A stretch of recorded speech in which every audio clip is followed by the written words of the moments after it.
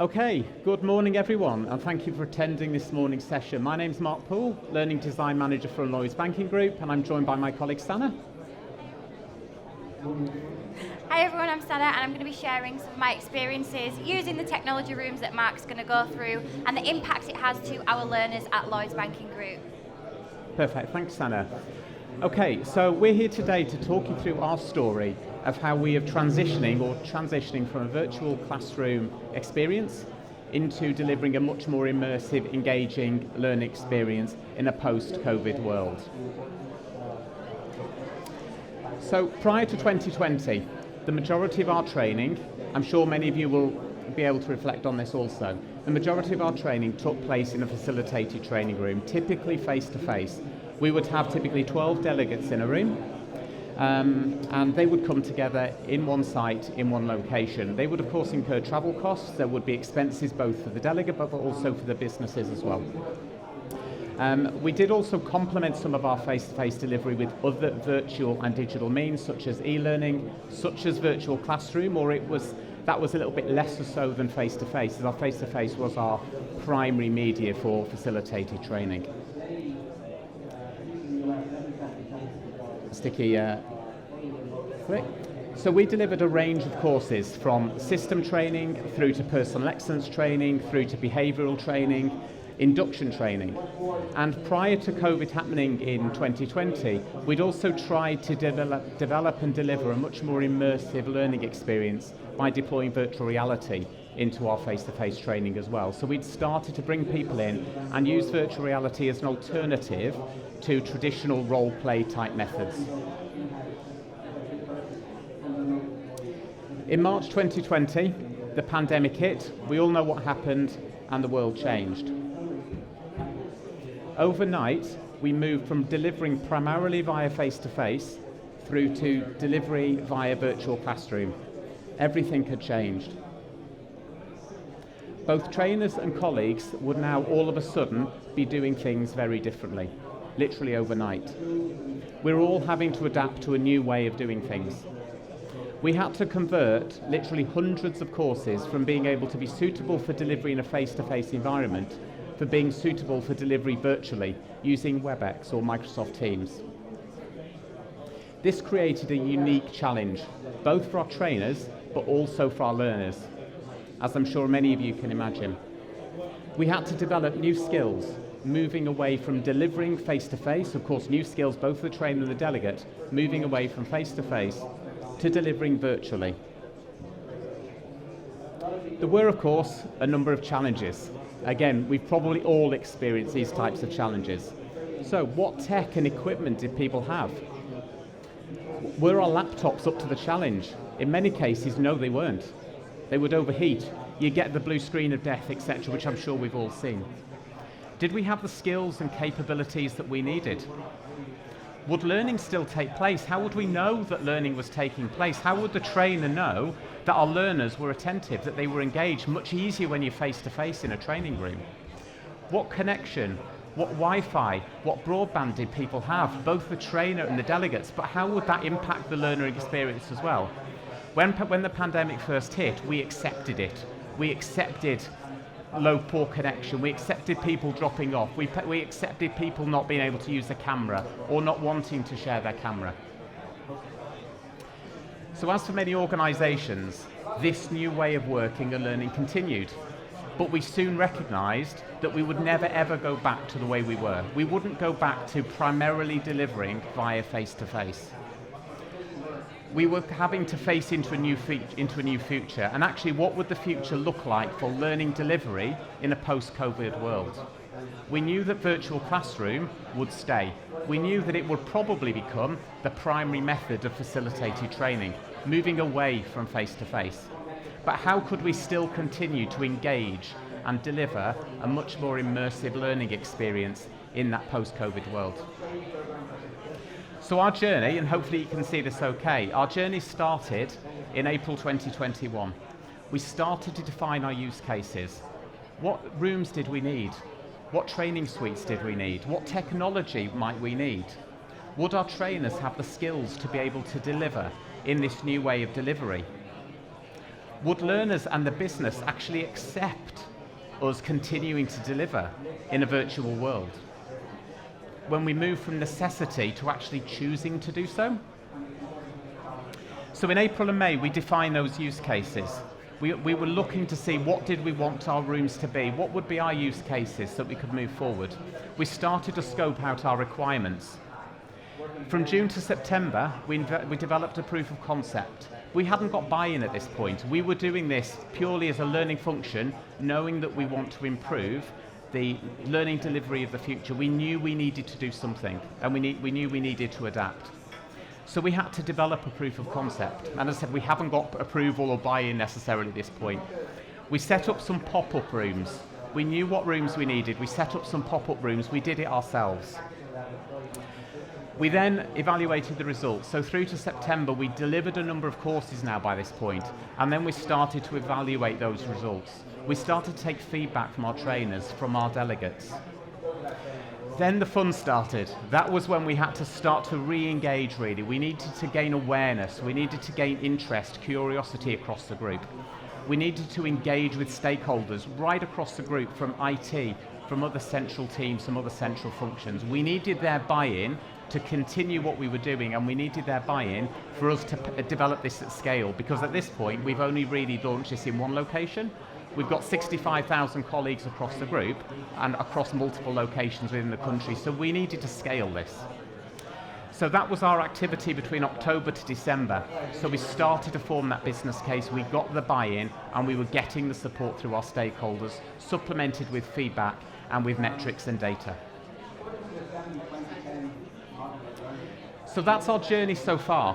What I'll now introduce you to is the range of room types that we've actually developed before going into a little bit more detail.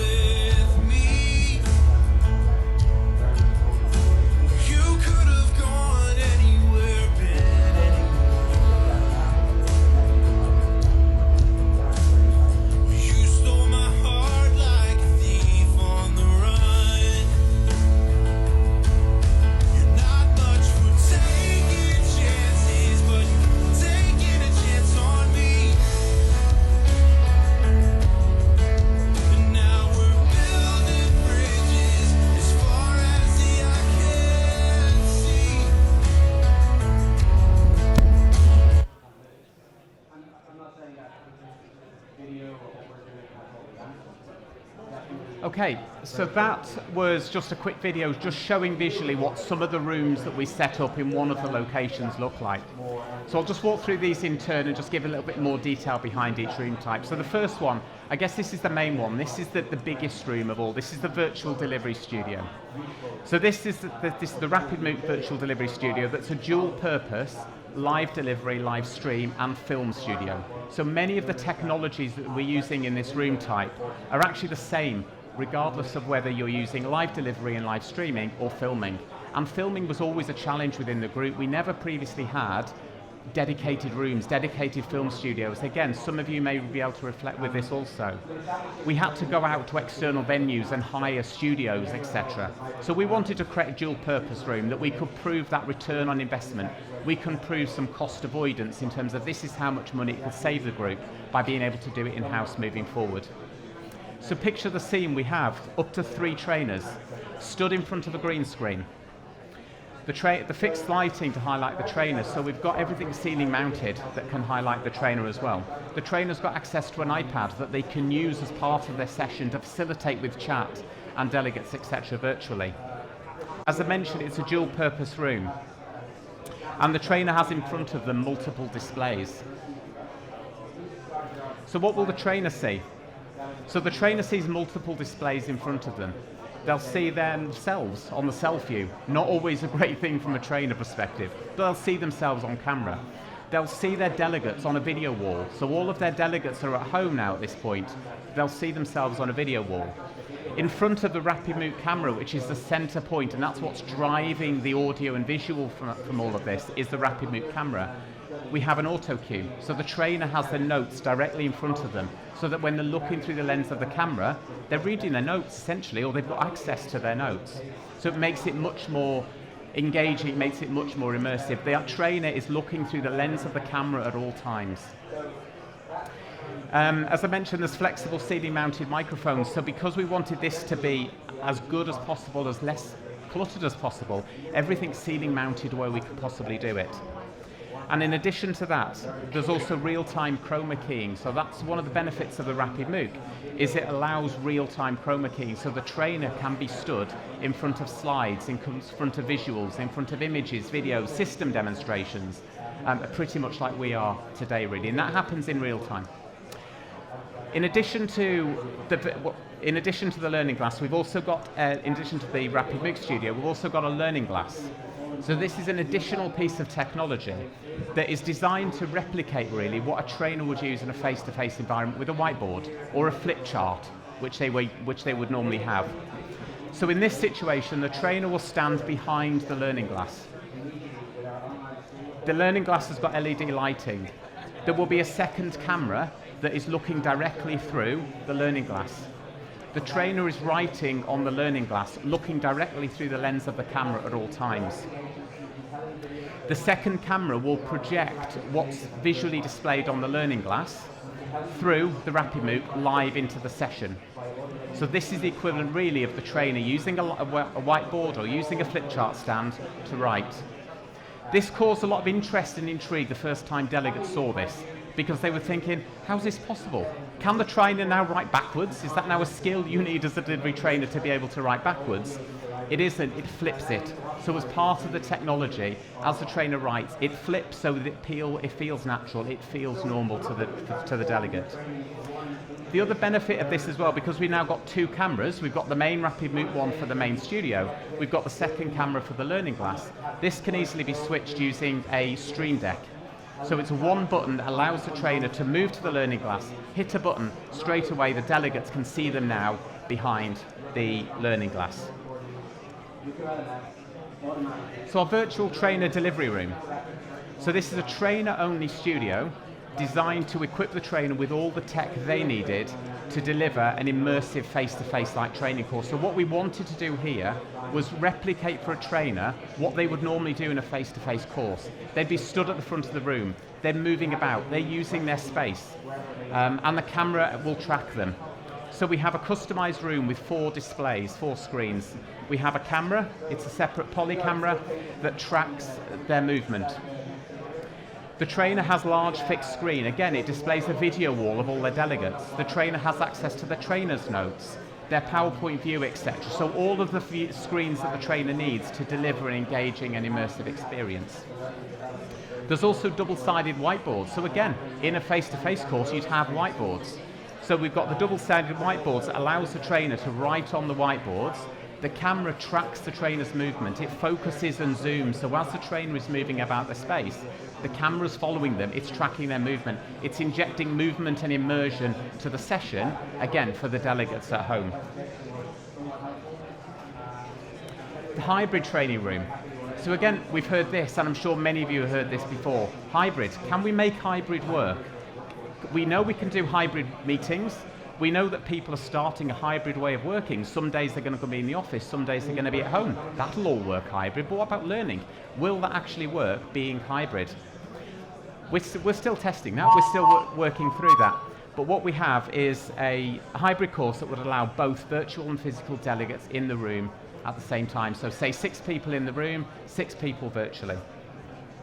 The room will also, the double-sided whiteboard, so very similar to the previous room, you've got double-sided whiteboards that allows that. You've got the same camera type that tracks and focuses and zooms in on the trainer.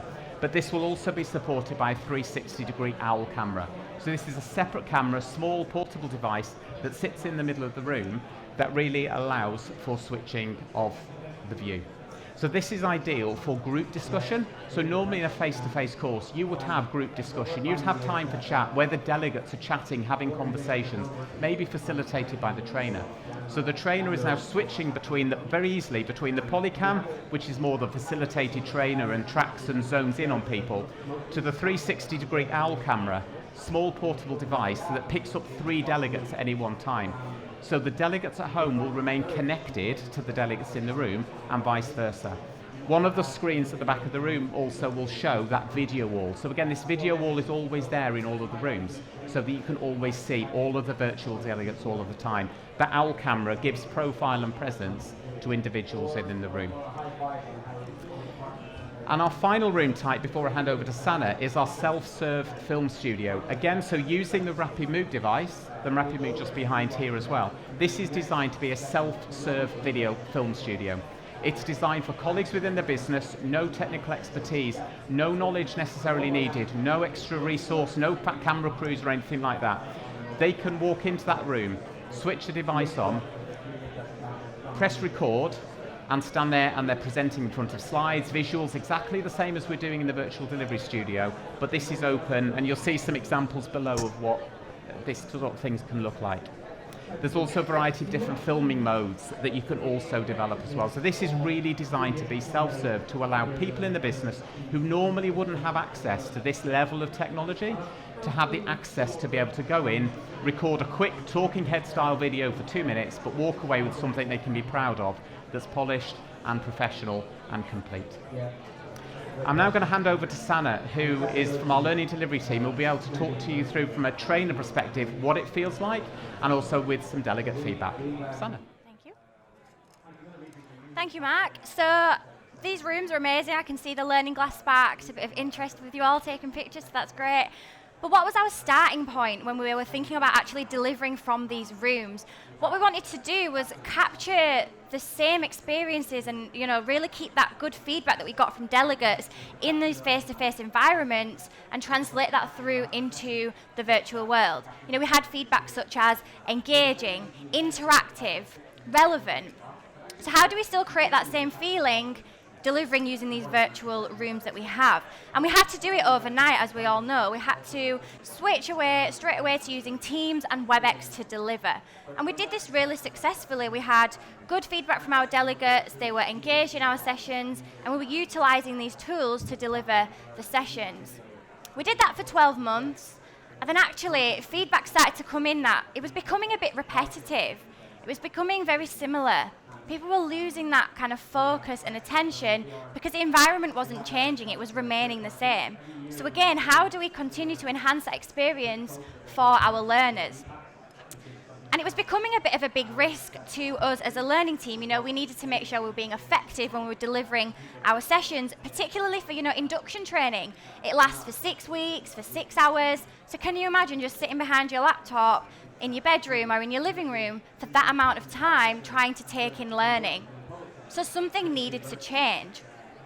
So our management team worked very closely with Mark to, deliver these studios. We wanted to really create these studios that were equipped with the latest technology to promote a really totally different learning experience for our learners.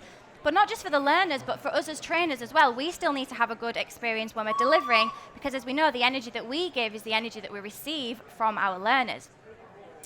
And it's been 12 months now since we've been using these studios, and the difference for us has been transformational.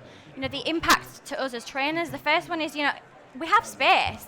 I can actually move around and get my daily steps in now whilst I'm in the classroom.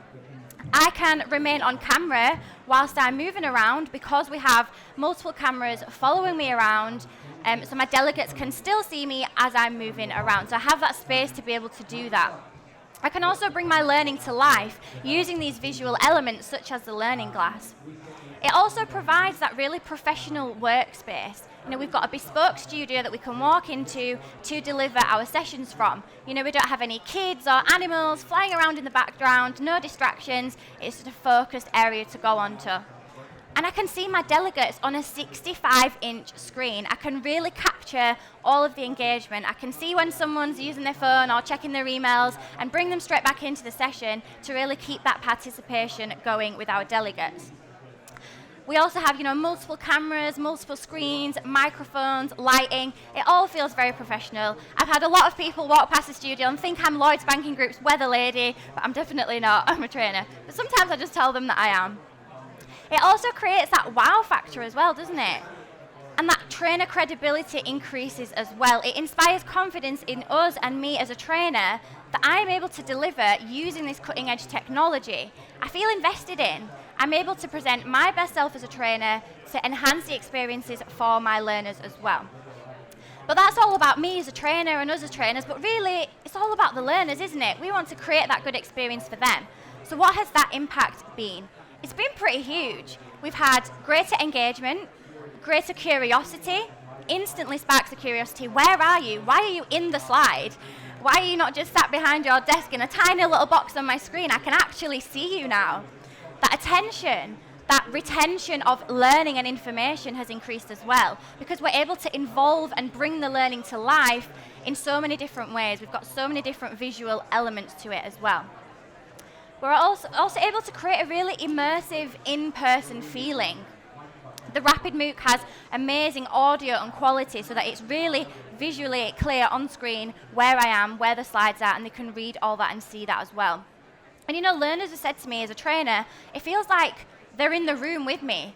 Or maybe even a bit more weird, it feels like I'm in their room with them when I'm training, which is amazing to be able to create that experience not being physically there in the room together. And another thing that we've seen as well is that these sessions are memorable. It's creating that really amazing wow factor. And it's never been seen before.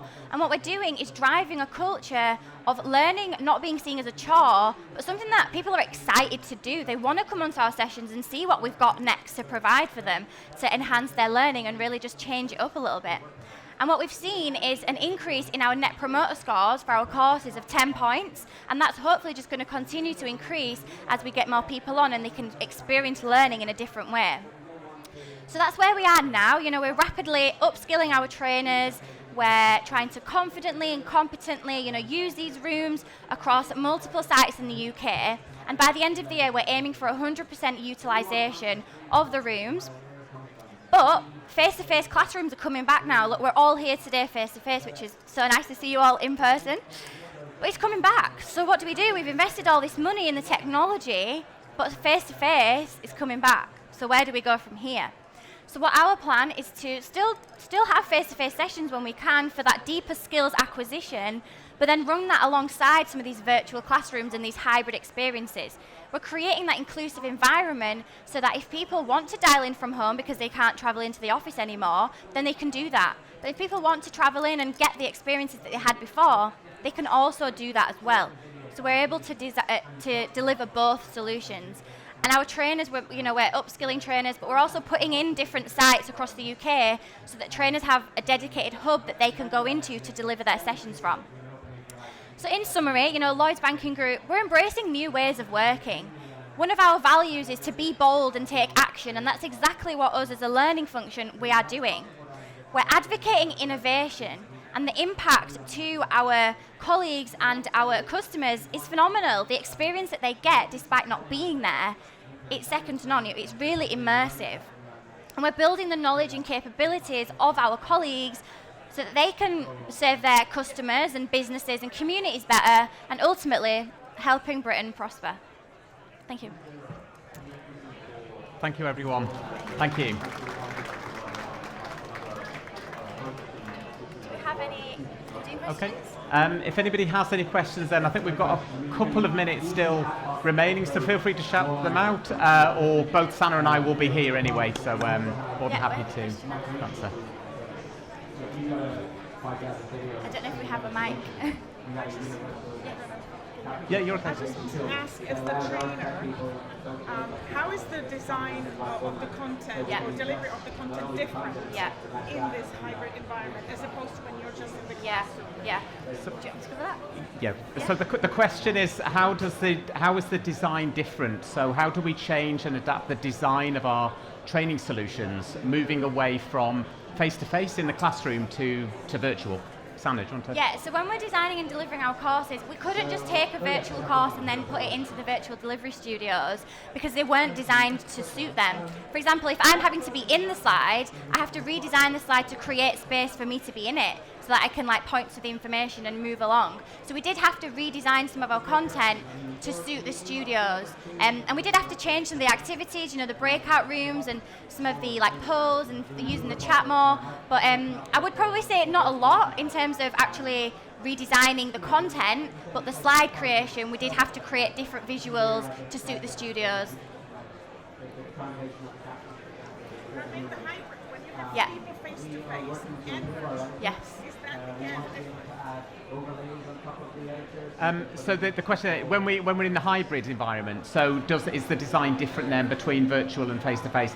Pretty much, it's the same. I think same, yeah. there is in a face-to-face course, you typically have your PowerPoint, you typically have your trainer's notes. So trainer would act and behave in the hybrid room like they were delivering a full face-to-face course. It's just got the added ability that you've got the camera in the back that is tracking the movements.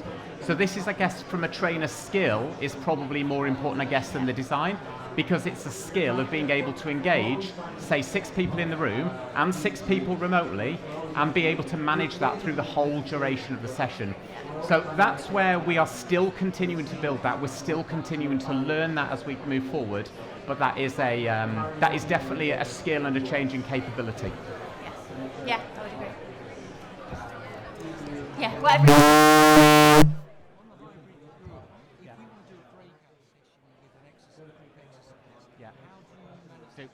Good question. Okay, so the question there was that in a face-to-face course you would typically have breakout rooms and you would put delegates into different groups and things like that. How would that work if you've got some people in the room, some people remote? I'll ask Sandra because you've experienced that exact thing. So we actually did an experiment where we had people in the room and people in the virtual world. And what you want to do with breakout rooms is you don't want to have all your face-to-face delegates in breakout rooms together and then your virtual ones in breakout rooms together. You want to try and bring them together so you have a few face-to-face, a few virtual in the same room together. So that might be colleagues in the face-to-face rooms bringing in their laptops, connecting with the people that are in the other room to still create that cohesion. What we don't want to do is see as an us and them. And that's the same thing with the skills as a trainer. We have to learn how to engage everyone in. So if someone's made a comment in the face-to-face room, asking someone on the virtual, what do you think about that? You know, come in and bring your opinions and thoughts. So it's definitely a skill to try and do both. But I would say with breakout rooms specifically, definitely still do the breakout rooms, but mix them in together if you can.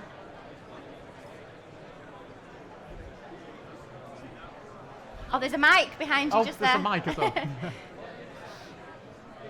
Hi, fantastic technology, really cool stuff. Have you had to reconcile the imbalance between what learners are using and what your facilitators are using, in so much that the technology that facilitators are using is wicked cool, learners maybe not so much? Has that created more of a wall and an imbalance between the two? So I think when obviously the pandemic hit, there was definitely a greater reliance on laptops, and all of our learners, all of our colleagues within the group have been issued with laptops and devices. Even if you were typically face-to-face head office based, you would still have a laptop. Those laptops are still there. Those same colleagues still have the same laptops. We've gradually improved the quality of the laptops over time, but from a delegate perspective, their technology pretty much is their laptop.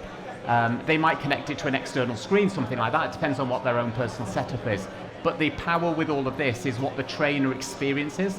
So, and it's that trainer experience that can then be transmitted across to the delegates.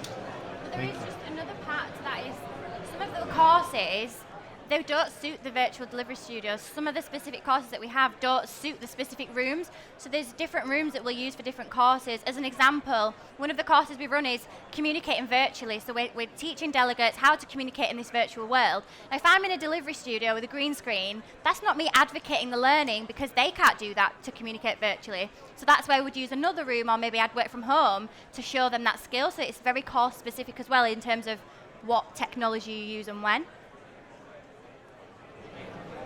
Okay, is there any other questions? How long did it take to upskill trainers to be able to communicate? Yeah. So the question was, how long did it take to upskill trainers to be comfortable and confident in delivering these rooms? Again, Sana can answer this as a trainer. There to upskill, no, it's fine.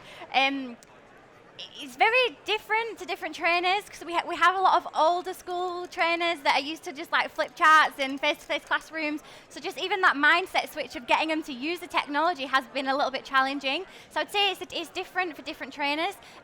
Definitely it's not going to be done in one day or in a few hours. It's going in, it's learning it, but then it's also trialing it and doing pilots and testing and just getting comfortable with it, because it's an additional skill, you know, to be able to actually have the trainer skills, but then the tech skills and knowing where to look and knowing, you know, if we have issues in a session, how do you adapt to it? So it's very different to different trainers, but I wouldn't say there's a specific time scale. But I guess we could, if I had a trainer, I could upskill them within a week, within 2 weeks. It could take a month, 2 months. It's just very different.